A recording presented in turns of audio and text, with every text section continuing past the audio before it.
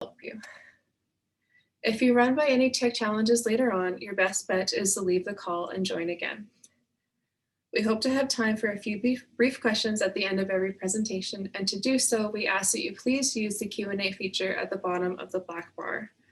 You may address the question to the appropriate person or to the entire panel, and I'll moderate these questions and go through as many as we can in the time we have. Our first paper is presented by a trio from the University of Waterloo, Shea Kovic, Nora McRae, and Dana Church. Their paper is titled Towards an Assessment Model of the Impact of International Internships on the United Nations Sustainable Development Goals. Over to you, Nora.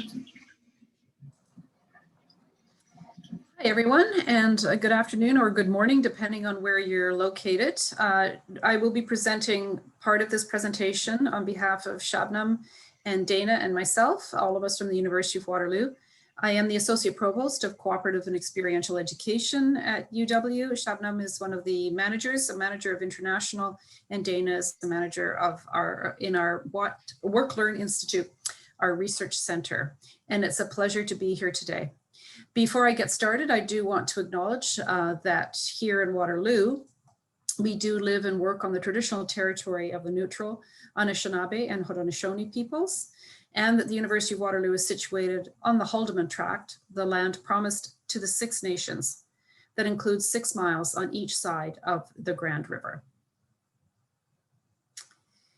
So our work today, what we're going to cover is some preliminary work we've done towards assessing how international work terms specifically align with contributing to making an impact on the SDGs, or the Sustainable Development Goals from the UN. So why we're doing this work, and we'll talk a little bit about this, is that higher educational institutions are being called upon to contribute to the SDGs and be able to articulate what their programs are doing that make a difference in making progress towards the SDGs. Also, across many of our organizations, and I would say most of our organizations, if you look at our strategic plans or our international plans, usually there's some commentary about global citizenship or students being more prepared to be engaged in issues of global importance. And this is also something that the SDGs can help guide us on. What we wanted to do is really look at specifically the role of international work integrated learning, and in our case, international co-op, to better understand how that function or that activity within higher ed could contribute to higher education institutions working towards the SDGs. So we'll give you a little bit of context about this. We'll, and Shabnam will take over at this point, talk about the 3 models that we employed to measure the impact of international work terms, look at the outcomes of that work, what we learned from it, and what our next steps will be.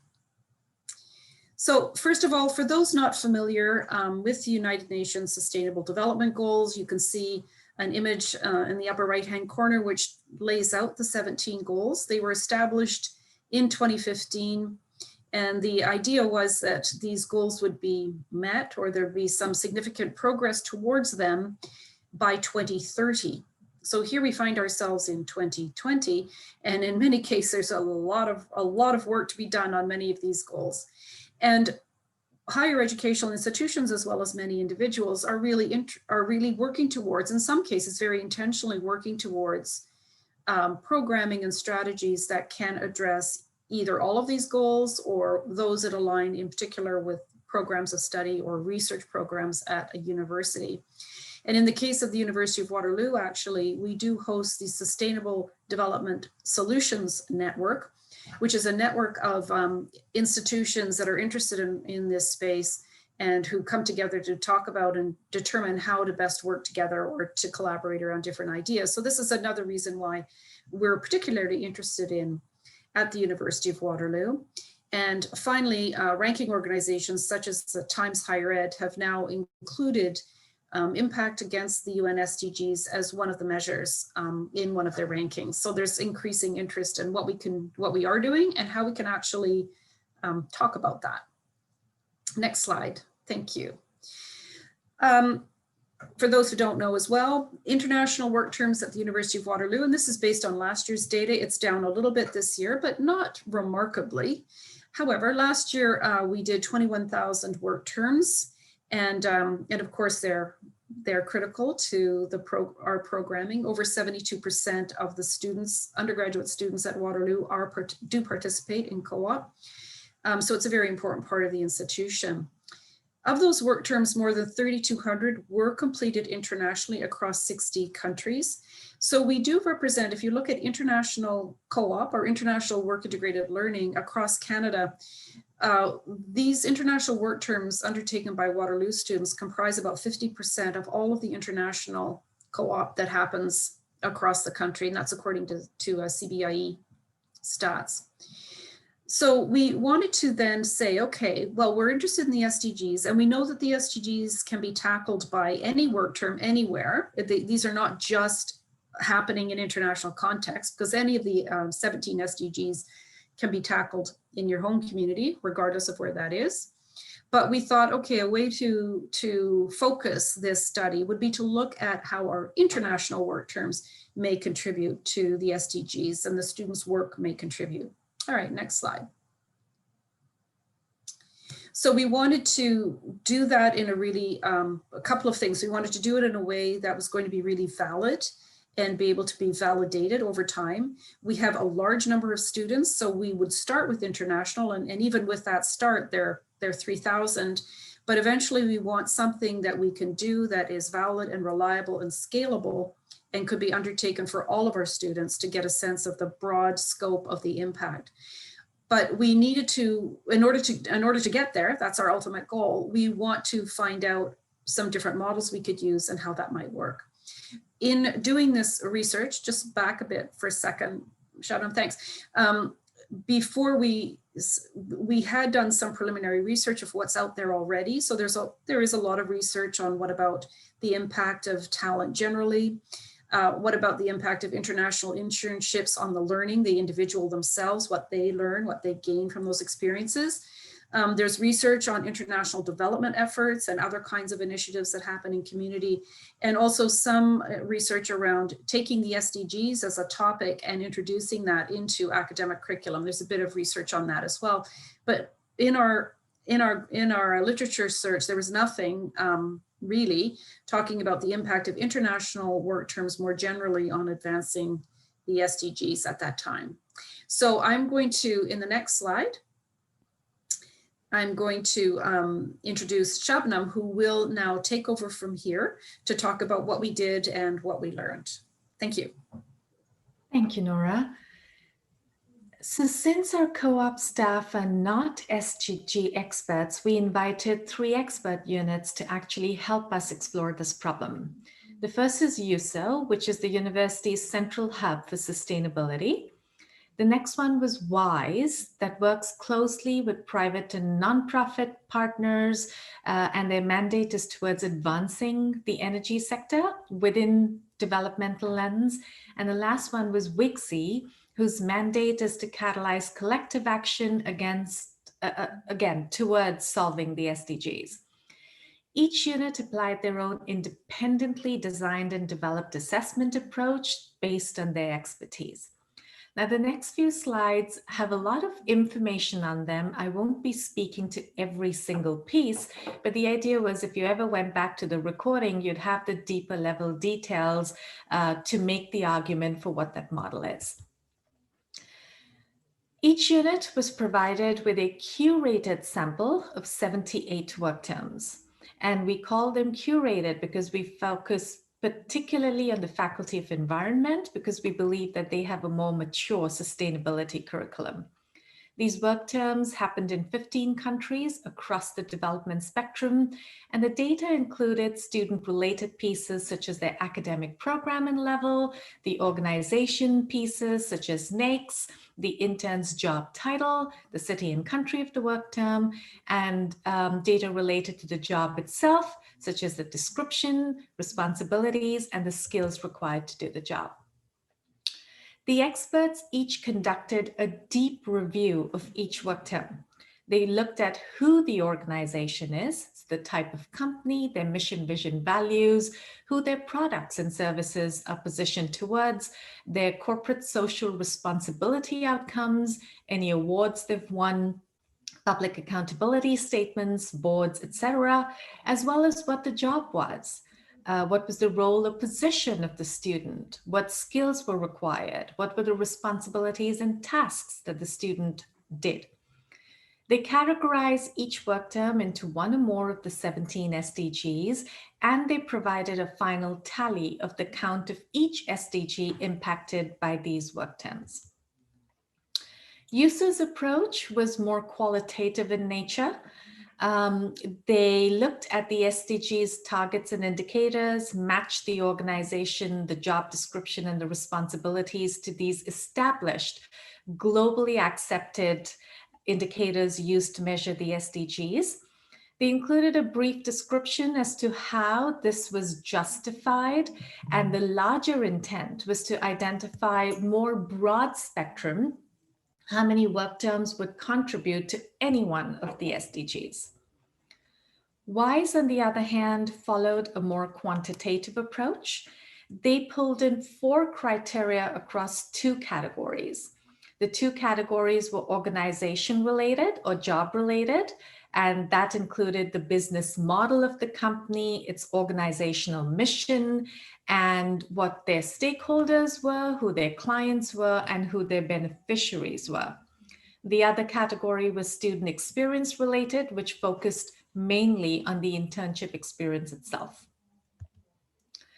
WICSE's approach, again, was more quantitative in nature. They had 7 criteria in 2 categories as well. The organizational ones were the sustainable purpose of the company, its culture, governance, very interestingly, the value chain influence, and were they actively trying to do things differently. On the intern-related side, they looked to see whether the student had agency within their role to affect change, whether the student had influence on any decision-making, and from a very practical perspective, was the student making a living wage? So we primarily and consistently found that a relatively low percentage of work terms were identified as having had an impact on one or more of the SDGs. We're a third of the way through from 2015 to 2030, and we're still at 13-14%. The 40% from WUSO's outcomes were, again, because it was a more qualitative, broad spectrum approach. Our key learnings were in 4 categories. The first was the time taken. On the average, each approach took about 8 to 10 hours of time, split halfway between developing the approach and applying it. The next was scalability, where such an approach, where entire job descriptions have to be reviewed and organizations have to be researched, is very resource intensive and just not scalable. 1,000 work terms, 3,000 work terms, 21,000 work terms, we'd need a parallel department to pull this off. When it came to domain knowledge, our staff are not SDG experts. So researching any CSR sustainability indicators, making assessments from job descriptions is just not possible. And even right up front, the information itself was not complete. So organization names and job titles were a poor indicator of anything SDG related, and some job descriptions were very sparse or had no information at all, which gave us a lot to think about where we're going from here. So when it comes to time taken and scalability, we know we need a low resource, low cost approach that is consistent and sustainable. When it comes to domain knowledge and completeness of information, we need to gather some of this data upfront, perhaps even self-reported by students and employers themselves. And additionally to all of this, what we have done is gone a little bit deeper into the knowledge and engagement piece, where this fall, we're building knowledge in partnership with the employer and students and developing interest in the SDGs by facilitating a self-directed guided conversation activity. This is based on an amalgamation of the 3 approaches with short surveys at the end of the work term to collect data for engagement and actual SDG related work. Recognition goes a long way. So in the future, we are looking at badges, perhaps micro-credentials, maybe even work term specializations within this discipline. And more recently, we've launched our own Employer Impact Awards with an SDG category. So lots of work still to do, but it is that first step in creating a more general approach to assessing how work terms impact the UN's SDGs. Thank you.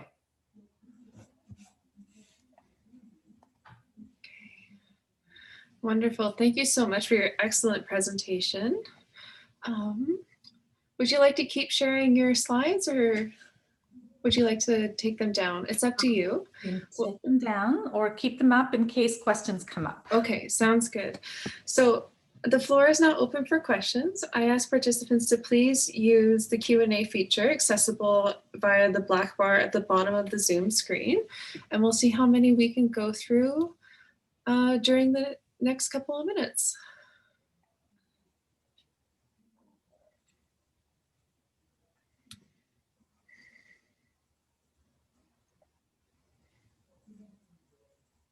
Okay. So we have our first question as, what has the response been from students and employers when raising the SDGs? Interest, ambivalence, etc. Thank you for your excellent presentation. Thank you. And that is an excellent question. So in designing this activity where we wanted to engage with employers and students just to get them interested, get their knowledge slightly enhanced, we were very cognizant that employers might hesitate declaring anything. There's an entire area of research around how awards in the SDGs work and how companies could be held accountable, CSRs, they're their own rabbit holes to go under. We chose to make it something that people would choose to participate in and not feel that somehow they were reporting into our institution. We are nobody to say whether something has been met or not. We are no one to tell students that they have achieved a certain level of proficiency by doing that activity or not. So the idea was, here is a guided conversation. So this stems. We encourage you to connect with each other during the semester and explore these things at a personal interest level, from the point of view of, can you do something within an organization, even if it's not within your role, or perhaps your role is entirely about advancing the SDGs. Our first set of data will show up sometime in early Jan, and we're looking forward to sharing some of those perceptions with the rest of the community. Thank you. And just to add to that, we had a colleague from the co-op team finish her master's degree and did a research project on the SDGs and the intersection with the co-op program potentially. And in that research, she did survey students about their level of interest in this work. And definitely for those who knew something about the SDGs, they were much more interested than those who didn't know much about the SDGs. There was quite a high percentage of students that had never heard about them or had no idea what this could possibly mean, which is why Shabnam's point about these guided conversations and increasing the level of awareness, which is something we're putting into our programming in other places as well, is so very important to be able to have a meaningful conversation about measuring impact down the road. Fantastic. Thank you both. We have time for one more question, which is reflection on the SDGs incorporated into the reflection or assessments done by the students? So sorry, Shabnam, I was just going to say that we have now included some SDG reflection across the board in our PD courses, but Shabnam, you've been doing this for a while, specifically with the international work terms as well. So you may want to talk about. Yes, please. So we've always had a debrief survey that students, again, optionally fill in. And we do have a question related to the SDGs. Even through this exercise in this survey, there would be some reflection opportunity. But the big piece is what Nora said, that reflection on SDGs has been incorporated across the professional development courses that students take during the work term and end towards the end of the work term as well. Fantastic. Thank you both for your excellent presentation. It's now time to move on to our second. To anyone that still has a question for Nora and Shabnam, we encourage you to connect with them directly and seek their insights there. So next, Shay, if you could stop sharing your PowerPoints, that'd be perfect. Beautiful, thank you.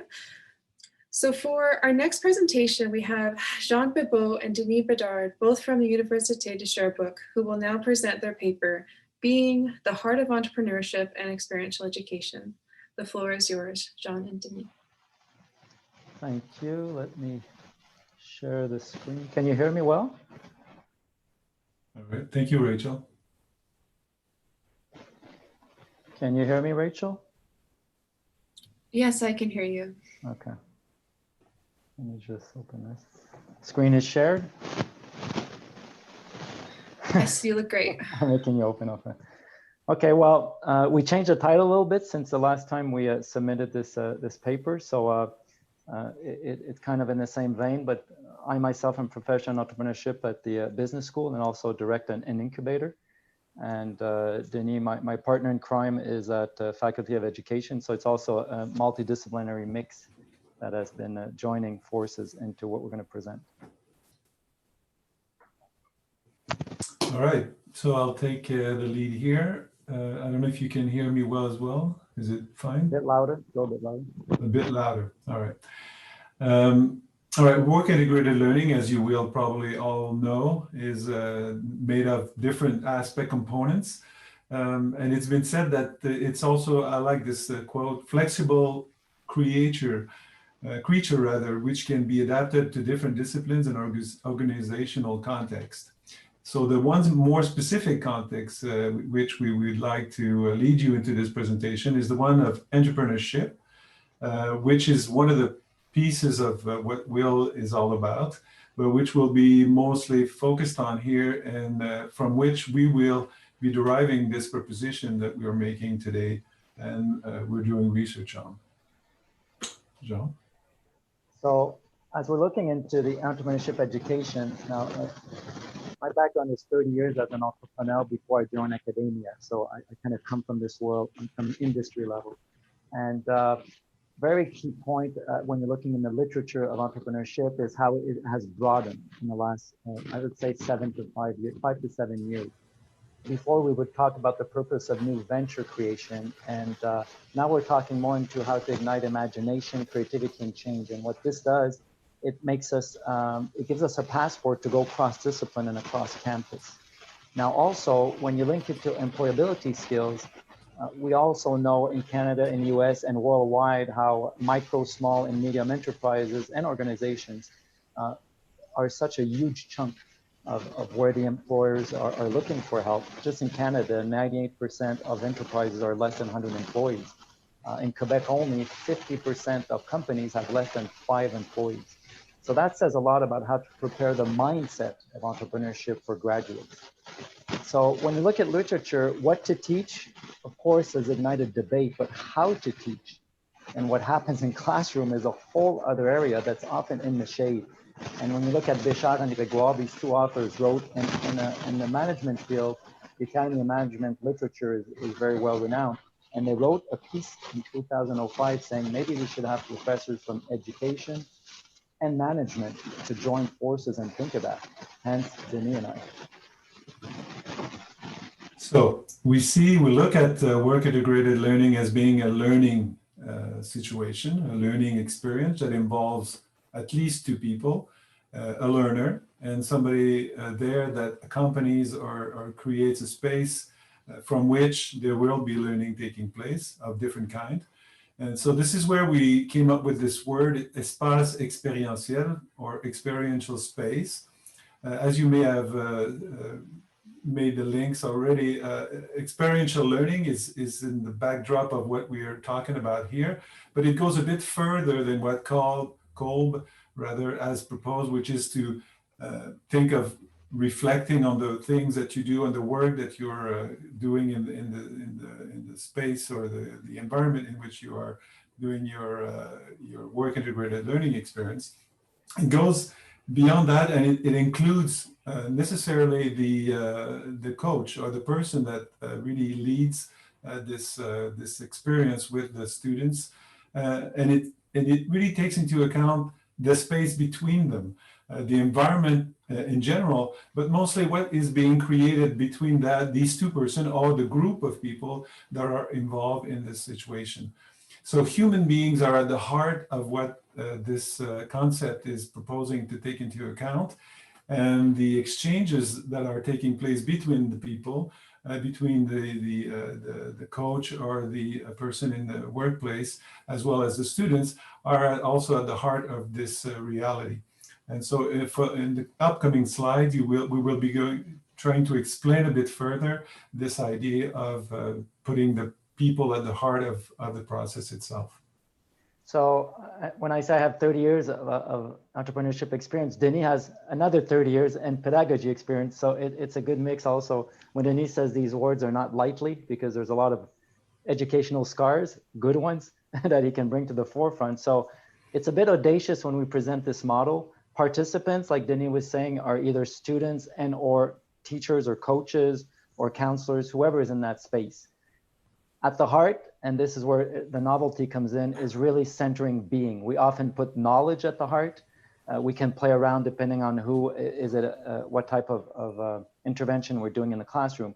But placing the being, piggybacking on what Denis says, is novel in a sense that every time you walk into that space, for every hour of class you give, you're actually saying, okay, how do I improve? How do I make it conducive to development of the beings in that space?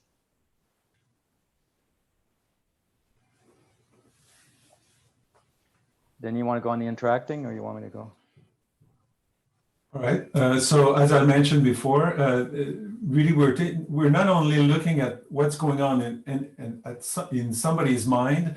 So you might have also see behind what we've been discussing so far, the concept of cognitive apprenticeship, which is present here.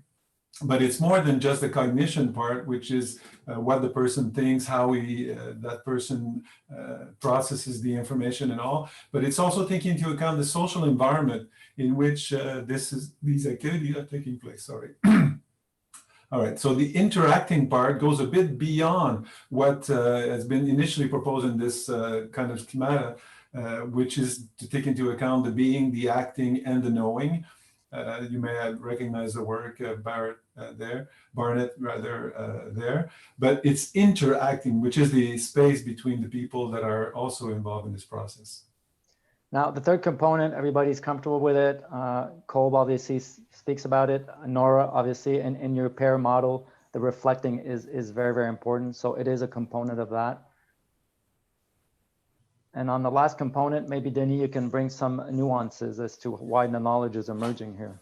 Right. So to know is very important. And in this process of learning something in the work environment or any kind of environment, there is transmission of knowledge, obviously, from that environment to individuals involved. But there is also emerging knowledge from these people, mostly here in this case, from the students. And in this model, we're trying to make the case that that emerging knowledge is very much as important as any kind of other knowledge, if you will, or knowledge coming in from the literature or other means. And so in trying to develop the individual and in trying to offer that individual an environment in which he or she will feel comfortable to develop, then we need to take into account this emerging knowledge as much as much as we will take into account any kind of scientific knowledge, for example, or experiential knowledge that might arise as well from the environment to the individuals. So just so you know, this has been experienced since 2015, business school, engineering school, music school for 3 years, quantum physics. We just finished a pilot with medical school. So it's across the board on campus since 2015.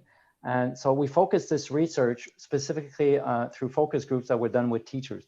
We wanted to give it to a teacher's perspective, because often in active pedagogy, we just take for granted that just, dump it in the school, put in the curriculum, and magic's going to happen. So we went and asked the teachers who experienced this pedagogy, how did they feel? What was their perspective after teaching and experiencing this pedagogy? So in order to assess that and to get some information and data on the process itself, we had 4 participants meet in a room, and these people were, one of them was a professor, full-time professor. The 2 were lecturers involved in the school of your school, Jean, École de Gestion. And one person was a professional from the field, also a coach in the process of developing entrepreneurial skills with students. So that meeting went on for 3 hours, and 10 questions were asked to the participants, some having to do with their teaching approach in that situation in which they're accompanying and developing those skills with students. Another type of questions were dealing with the challenges that these people met through that process. And finally, the transformational effect that it had on them as well as on their students as they can perceive it. So briefly to finish our presentation, these are the highlights of results. It's like watching highlights from a hockey game. You'll get the goals, but you won't get the feel of the game. So we invite you to go see the article. It's 6-7 pages. It's easy to read. So we created 3 categories, could have created more, but this is what came out of the focus group that were very prominent and we wanted to draw the attention to. The first part is preparation and delivery of content. Often we heard teachers saying, I can't change all the time. And that was one of the first things that came out. The teachers in that environment of the experiential pedagogy of the experiential space need to adjust the content. That means, for example, one of the participants said at mid-semester in the summer, she actually came into the classroom at mid-summer and didn't feel any energy in the class and said, okay, what do we do now? So they co-created the rest of the semester together. Now I can hear a lot of people thinking, how do you manage this systematically? There are some challenges, but this came out. Creating a constant space of interaction empowers the students and also makes them responsible for the content to come. Secondly, we also look at what is called in French posture, but also could be translated, posture as a behavioral kind of posture itself. But we also use the term or the word perspective, which could be translated into one's perspective or stand that one has towards an issue, for example, or also in the idea of a shared vision that could be developed between people as they come to work together and discover one another. So what was very interesting through the discussions that took place was the fact that people really came to the realization that they developed a lot as individuals within this process of being and interacting with students and among themselves. And so it's a discovery of yourself, not only from a cognitive perspective, but also from an emotional perspective, as much as it is from a social perspective. So there's much more coming into the table than your usual knowledge and skills that you want students or yourself to develop through this process. And so this those non-descriptive issues are also very important, and they color and define the way people do learn in this situation. And so we try to go a bit further in the articles about this.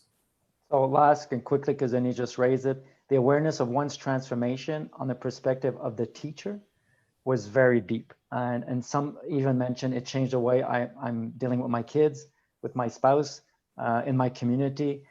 That reflection, that nakedness, that urge for humility is really transformative. And that's why we want to focus on the teachers and how do we place them in those situations and how do we make them better into that. So these are the references. The second one is a paper that Denis and I with 2 colleagues published this year, because we presented this concept in Brest, France 2 years ago. And it took legs over there, it's taking legs elsewhere also. So we're open for conversation, and we'll stop now, and thank you for your attention. It's been very interesting. Absolutely fantastic. Thank you so much to you both for your excellent presentation. Once again, we'll open the floor for a couple of questions, and we invite you to use the Q&A feature to submit those. I have one from the chat that I'll start things off with, which was, did you encounter any participant kind of self-realizations where they were perhaps challenged by what they realized? For example, maybe realizing that they had an assumption that they didn't know they had. And if so, how did you handle that? Or how did you see them handle that? Then you want me to go, or? Yeah, go ahead. Yeah, well, one of the participants that comes, and the focus group was on 4 participants. There's been like, we're closing to 20 right now who are experiencing this. One thing that came out and that kind of struck me, because it was someone who started teaching this, like I was teaching in 2015, he said, this is too much. The mirror being placed on that person, and that person, it's in the article, who says specifically, I needed good marks because I want to advance in my career, and good marks from students means not too many waves, make sure the evaluations are, everything's clear in the syllabus and all that. And he got a 4-on-4 mark and was always above 3.9 in those areas. And he said, after 8 years of teaching, I realized I was teaching more for that than for actually, igniting a change. But for him, that change was so brusque in how it changed all his parameters, how his why of teaching. So how do we address that? Conversation. We kind of drink our Kool-Aid.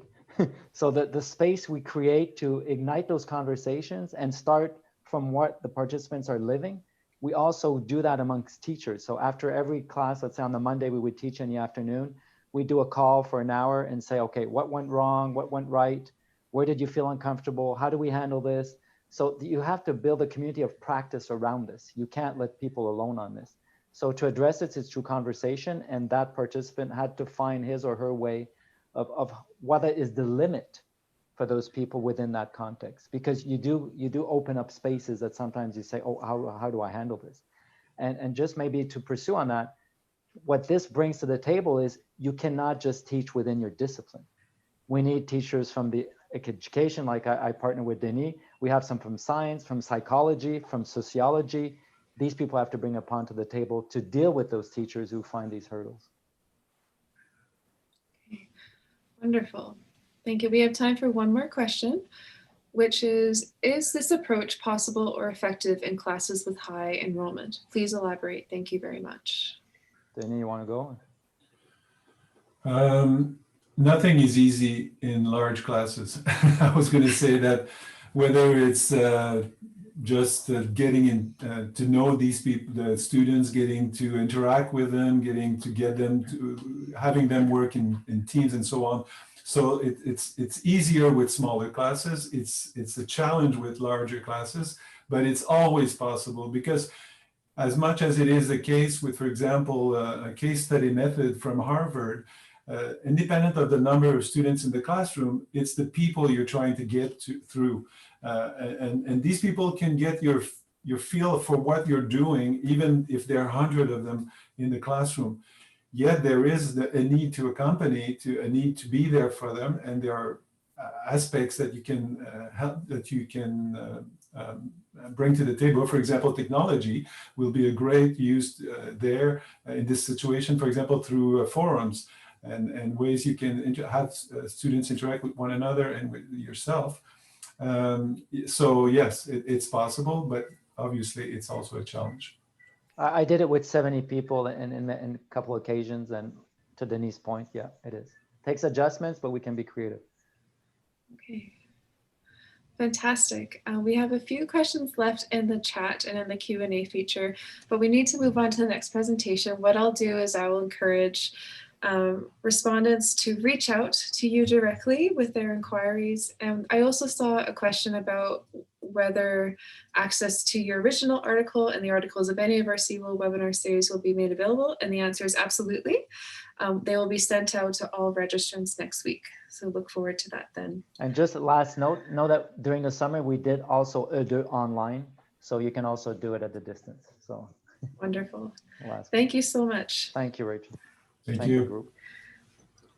So for our last presentation for today, we will have another trio, and they will be from the University of Toronto, Ashley Sterling, Aaliyah Milne, and Ainsley Goldman will now present their paper, A Mixed Methods Examination of the Barriers to Kinesiology Students' Engagement in Work-Integrated Learning. Take it away. Thank you so much, Rachel. I've really enjoyed attending the last 2 research series presentation days, as well as today's 2 presentations, so it's a pleasure to be here. Today, we would like to share the results of our mixed methods examination of the barriers to kinesiology students' engagement in work-integrated learning. My name is Ainsley Goldman, and I work, study, and teach at the University of Toronto. I'll be starting off our presentation and then passing it to Ali and Ashley for their respective sections. If you're a work-integrated learning practitioner or scholar, you likely have encountered many definitions of WIL. For this study, we rely on Stephen Billett, who defines WIL as the pedagogical practice whereby students come to learn from the integration of experiences in educational and workplace settings. WIL offers unique opportunities outside traditional classroom learning for students to explore potential careers in a low-risk environment and to gain exposure to workplace protocols and other professional behaviors. The recent call for work-integrated learning for all students aligns with the broader goal of increased access to Canadian higher education. However, the literature shows that access to WIL is unevenly distributed and not all students are able to participate.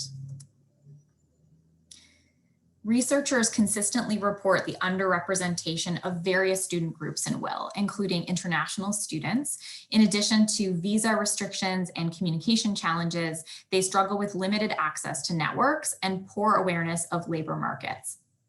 Racialized and Indigenous students can face racism and a lack of cultural awareness and understanding in agencies, as well as racist assumptions and a privileging of white ways.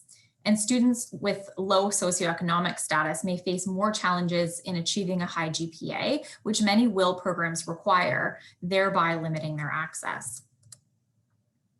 I'd like to highlight the importance of intersectionality here. First-generation students also face challenges in securing a high GPA and in accessing networks, thereby limiting their access to WIL. And students with disabilities face significant challenges of discrimination, of being undervalued, as well as invisible physical and environmental barriers. In addition to the equity and access challenges that I've summarized from the literature, there are other barriers that prevent students from engaging in learning outside the classroom, which can include their awareness and perceptions of work-integrated learning, their preparedness for WIL, the financial challenges that are related to participating in WIL, and the significant time commitment of WIL. Recognizing and understanding these barriers is the first step to supporting inclusive access for all. To date, most research in the area has reported barriers to quality engagement and learning in WIL, and in counting which students are not represented. However, few studies have examined factors that prevent students from enrolling in WIL in the first place. Therefore, the purpose of this study was to investigate students' perspectives of the barriers to engaging in an optional WIL program. We focused our study on kinesiology and physical education, or KPE students, and Ali will take it from here. Thanks, Ainsley. The KPE placement program is an unpaid optional course. The course is a full academic year and is open to 3rd and 4th year students.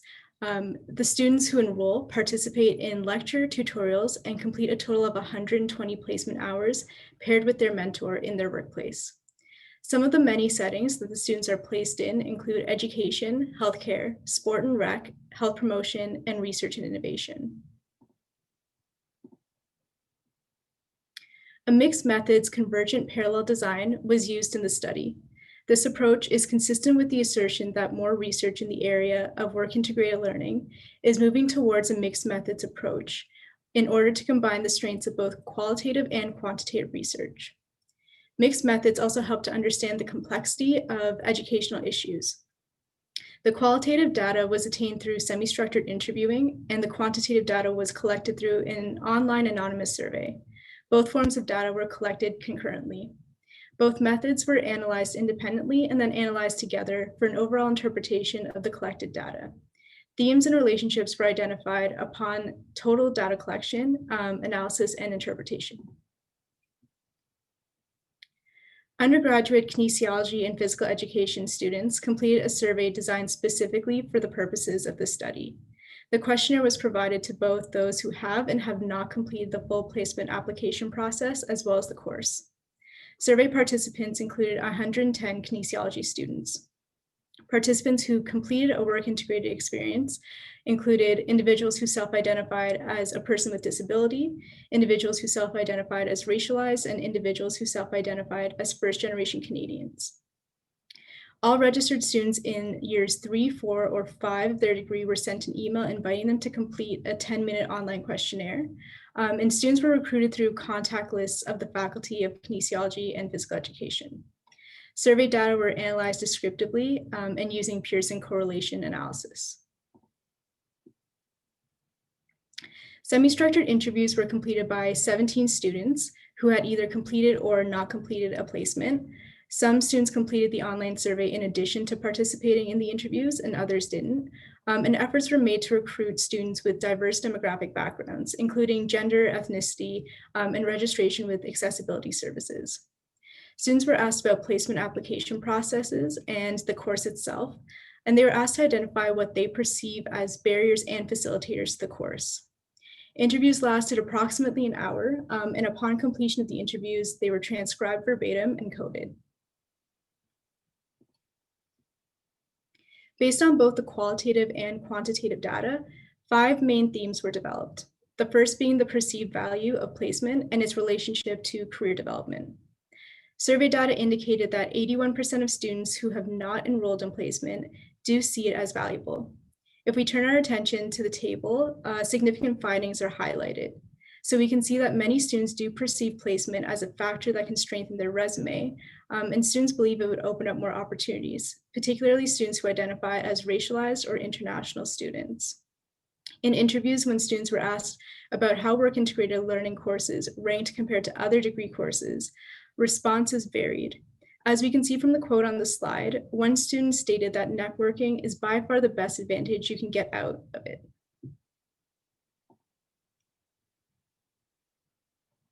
Our next theme was the perceived value of placement in relation to education. 74% of students who have not enrolled in placement believe that not completing a placement is detrimental to their educational experience. We can see on the table that many students do want to complete a placement, however, feel as though they must prioritize other courses.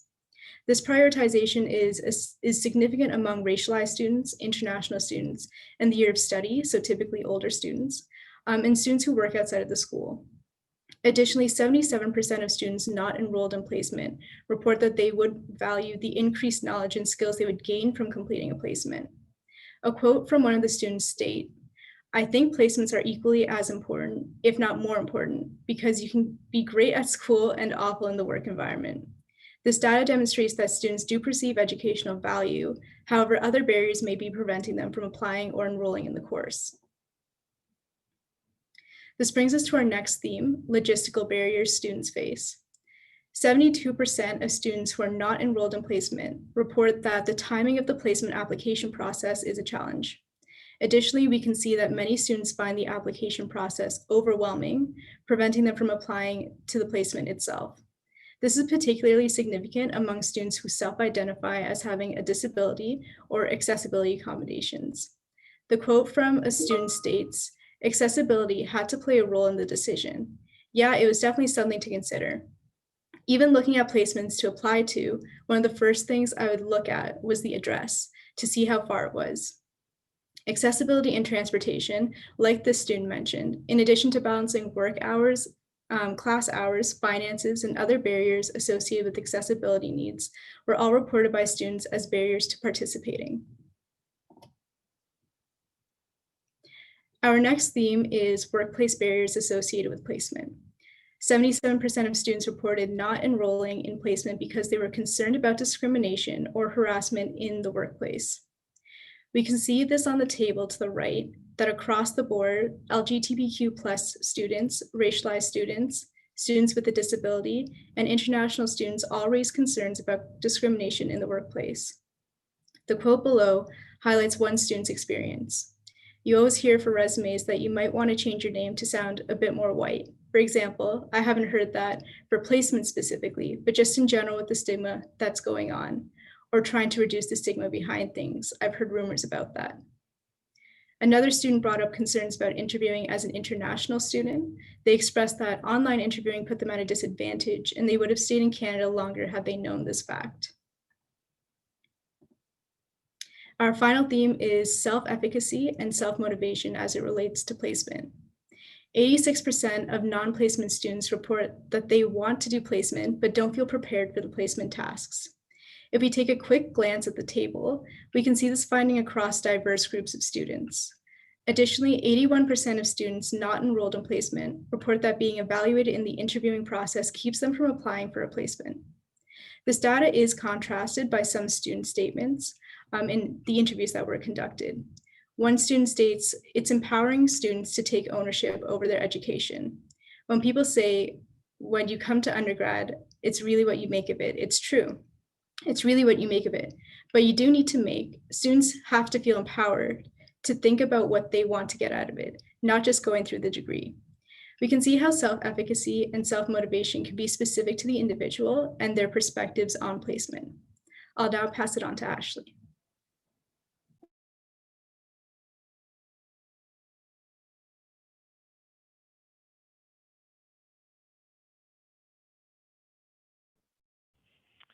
Sorry about that. Just figuring I had to turn my mic back on.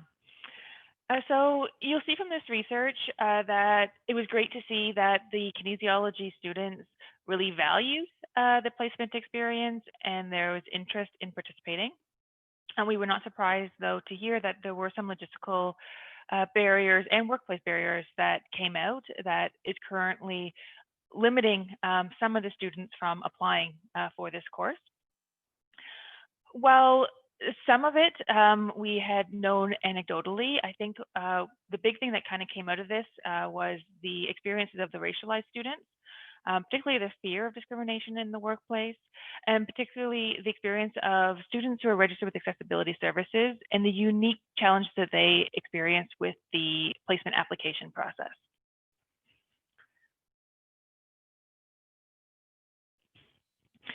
This is one of the first studies that we're aware of that looks specifically at barriers to engagement in unpaid placements in a kinesiology setting, specifically not just those that are not currently participating, but the reasons why those students who do not ever apply choose not to apply. From this, we have made some changes to our own programming. There's lessons that we've learned from it, but I think the biggest lesson that we've learned is that we have a lot more questions to ask.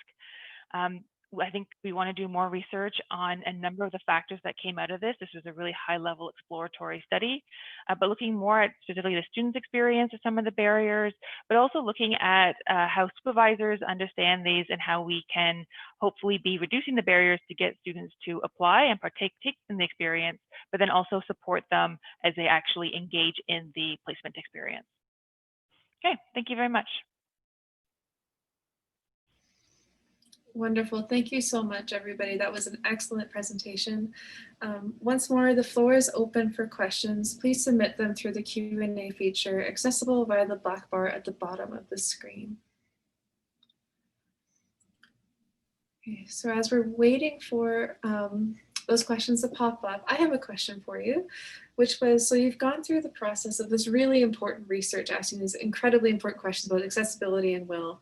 If another unit, say like a faculty or a program, was to do a similar inquiry, based on your experience, where would you suggest that they start? Would you suggest they look at policies first or reach out to their students? Or anything else? I'm happy to jump in as a starting point.